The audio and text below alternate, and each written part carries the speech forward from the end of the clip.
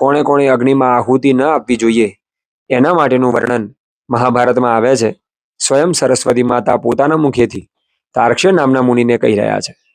કહે છે, નચા શુચિર્નાપ્ય નિર્ણિક્ત પાણી. જે સદાય અપવિત્ર અવસ્થામાં રહે છે એ મનુષ્યએ ક્યારેય પણ અગ્નિમાં આહુતિ ના આપવી જોઈએ. જે સંધ્યા કરતા નથી, જે દેવતાઓનું પૂજન કરતા નથી અને જેની અવસ્થા નિત્ય અપવિત્ર છે એવા લોકોએ ક્યારેય અગ્નિમાં આહુતિ ના આપવી જોઈએ. ન નિર્ણિક્ત પાણી. જે સ્નાન કરતા નથી, જે ક્યારેય હાથ પગ પ્રક્ષાલન કરતા નથી, આ બધા લોકોએ પણ ક્યારેય અગ્નિમાં આહુતિ ના આપવી જોઈએ. ના બ્રહ્મવિદ જુહુયાન ના વિપશ્ચિત. જે વેદને જાણતા નથી, જેણે ગુરુમુખ દ્વારા વેદનું અધ્યયન કર્યું નથી, જે વેદના અર્થોને જાણતા નથી, એવા લોકોએ પણ અગ્નિમાં આહુતિ ક્યારેય ના આપવી જોઈએ.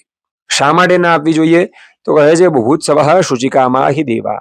દેવતાઓ જે છે એ દરેકની ઈચ્છાઓને જાણે છે, દરેકના મનોભાવને જાણે છે. યજમાન જે હેતુથી આહુતિ આપી રહ્યા છે, બ્રાહ્મણ જે હેતુથી આહુતિ આપી રહ્યા છે, એ દરેકના મનની ઈચ્છાઓને દેવતાઓ જાણે છે.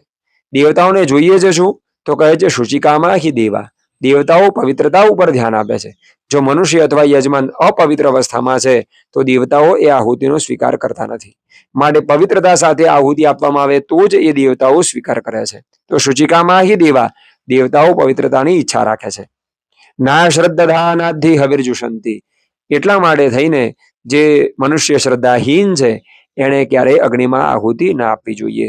માટે પવિત્રતા જે છે એ યજ્ઞમાં આહુતિ આપવા માટે સૌથી વધારે જરૂરી છે એવું સરસ્વતી માતા તાર્ક્ષ્ય નામના મુનિને કહી રહ્યા છે.